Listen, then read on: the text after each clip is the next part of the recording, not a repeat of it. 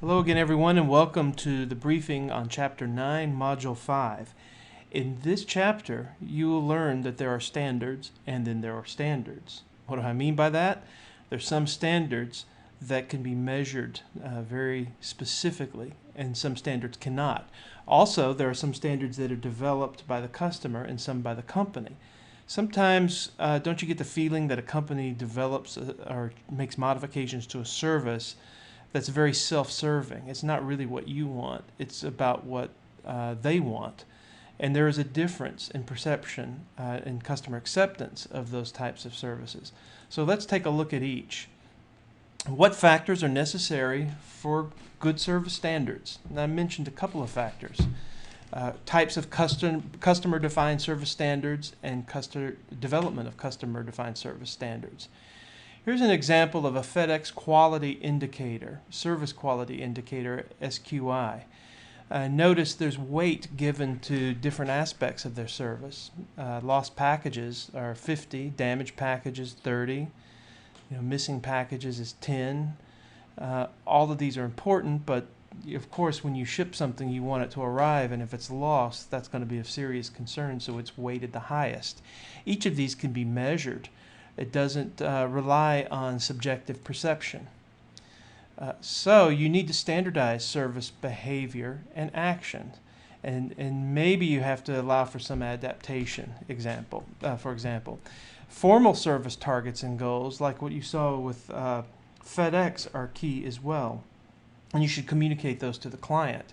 Here's one from Puget Sound Energy. You saw the rating scale from FedEx. Here's what Puget Sound Energy does.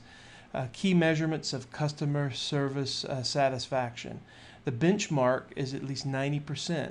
Customers are satisfied with their services based on a survey. That's measurable through a survey instrument. Percent of calls answered live within 30 seconds. That's 78% versus 75%. Operation services. Frequency of non-major storm power outages. So they have some hard measures here, and they can report the results of those measures, and they're measures that could be managed to make sure your service is delivering as promised. Okay, so a customer-defined standard takes into account customer expectations. It's based on the blueprint, as we discussed in the Chapter 8 briefing. It's based on customer experience and observations of the experience. Company-defined standards tend to be focused on productivity and cost.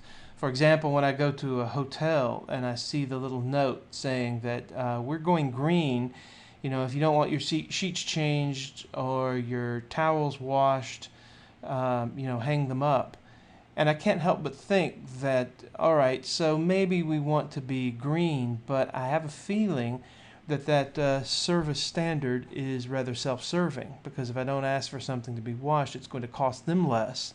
Are they really all about being green, or are they about improving productivity? If they were really about being green, perhaps they would also give me a refund because of services not performed, but you don't see them doing that. So that's why you suspect some company-defined standards may be rather self-serving. Now, when you count and measure the standards you have set, here's an interesting quote from Albert Einstein to remember. Not everything that counts can be counted, and not everything that can be counted counts. I like that.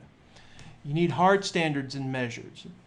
Things that can be counted, timed, observed through audits. Soft standards are really about measures. They're opinion-based. They're about perceptions and beliefs. You get them from talking to customers. Here's some hard customer-defined standards, such as on-time delivery, telephone access, quick turnaround on eyeglasses, reliability, responsiveness. And responsiveness could be hard or soft, but you have to have a construct that could be measured. For example, Zappos.com, responsiveness is defined as respond to 80% of all incoming calls within 20 seconds. Soft customer-defined standards, examples, interpersonal skills, being treated with respect. For these, you have to obtain customer perceptions through perhaps focus groups or interviews. So how do you set the standards? You identify the existing or desired service encounter sequence. You translate the customer expectations into actions or behaviors on your part. You determine the standards. You develop measures for the standards. Notice you have both hard and soft. Establish target levels, track them, and provide feedback, and then update it. So I really like this framework because it really takes you beyond informal discussion of offering a service, and it helps you to think about what's really important and how would you manage that service successfully. Notice that the deeper you dig, the more you get to concrete measures of the effectiveness of your service. At the very top level, you have general concept. At the bottom, you have behaviors and actions. So you should seek to define your service in terms of concrete behaviors and actions as opposed to general concepts.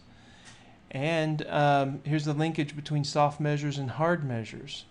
The idea here is if you have hard measures and you manage to those, the soft measures will also follow.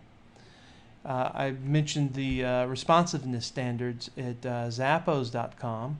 Respond to all email messages in less than 4 hours.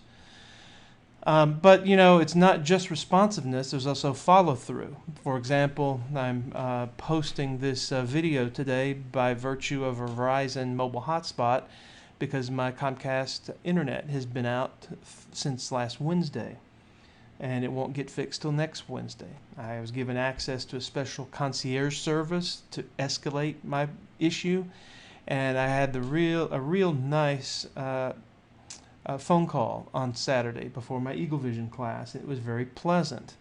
However, nothing's happening, and I still have no internet. So responsiveness is one thing, follow through is another. I like this example of soft standards in Toyota and how specific they are. That if you're in Toyota, you have to assume the samurai warrior's waiting position, leaning 5 to 10 degrees forward. Stand with left hand over right, fingers together and thumbs interlocked. And believe me, in Japan, this sort of thing is practiced very carefully.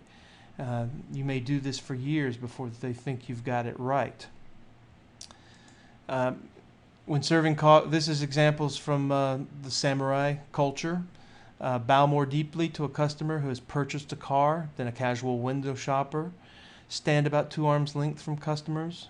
I like this. Point with all 5 fingers to a car's door handle, right followed by left, then gracefully open the door with both hands.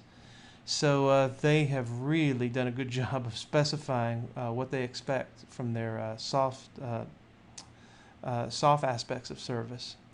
Okay, hard and soft service standards at Ford. Appointment available with 1 day of customer's requested service day. Write-up begins within 4 minutes. Service needs are courteously identified, accurately recorded on repair order. So you see examples here of a mix of hard and soft standards. Standards at the 4 seasons. I like this mnemonic device, service. You got smile, make eye contact, recognize repeat customers. Think about your voice, tone of voice. Exceptions may be permitted, but this is how new employees are enculturated. Everyone follows these common standards. So there you have it. Once, as in Module 4, you've listened to the customer. You've gone through the process of developing your service using the service blueprinting technique. Now we've reached the point where you have to set measures. And never forget that you need both hard and soft measures. And the more hard your measures are, the more concrete you can make the service experience and manage to it successfully for the customer.